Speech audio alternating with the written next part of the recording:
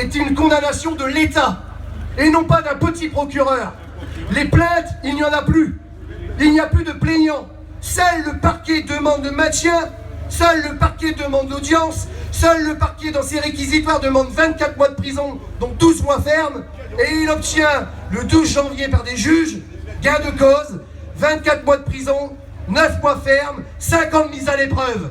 Et qu'est-ce qu'on cherche derrière ça? On cherche à nous détruire, à détruire tous ceux qui auraient le malheur de lever la tête. Quand j'entends un ministre, Valls, aller au chevet du patron d'Air France, le lendemain de soi-disant violence, pour occulter en réalité la vraie violence. Les 2900 suppressions d'emplois dans un groupe qui fait un demi-milliard de profit. Et on passe ça sous silence. Et on va quand même pas prendre les DRH que pour des cons. Chez nous, comme à Air France. Je pense qu'en réalité, c'est une provocation. Parce que les cadres chez nous étaient dans une salle avec 300 mecs pour venir leur annoncer qu'il n'y aurait pas de négociation sur les moyens financiers pour les laisser partir.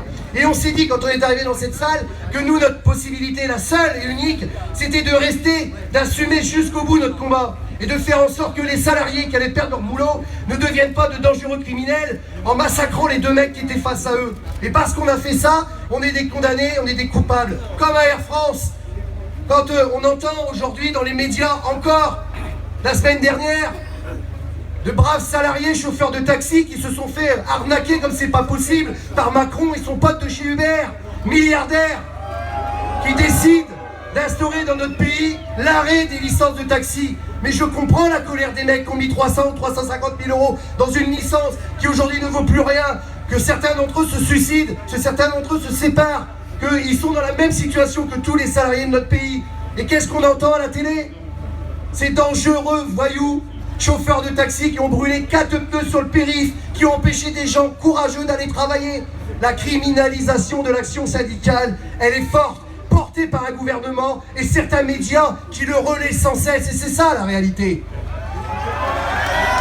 La vraie violence, celle dont on ne parle jamais, c'est quand des courageuses inspectrices du travail sur Amiens décide de faire un article 40 dans le code pénal, très peu utilisé, pour venir dire qu'il y avait des risques de passage à l'acte sur le site de Goodyear.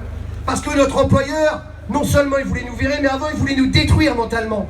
On venait dans l'usine, il n'y avait plus de boulot. Mais à la fin du poste, il fallait quand même aller voir un chef d'équipe pour lui signaler qu'on avait bien été présent. Et cette inspectrice du travail, elle est venue sur l'usine. Et au bout de 2 mois, elle s'est bien rendu compte de ce qui se passait. Et ce petit procureur d'Amiens, il n'a pas trouvé mieux que de placer l'article 40 sans suite. Mais on n'avait pas laissé tomber. Nous sommes allés déposer 700 plaintes. 700 plaintes individuelles pour harcèlement et menaces. 3 jours après, le même procureur écrivait qu'il classait sans suite. Et bien ce même procureur, alors qu'il n'y a plus de plaignants, il vient de nous condamner à 24 mois de prison, 9 mois ferme, 5 ans de mise à l'épreuve. Si ça, c'est pas une justice de classe, c'est quoi alors ?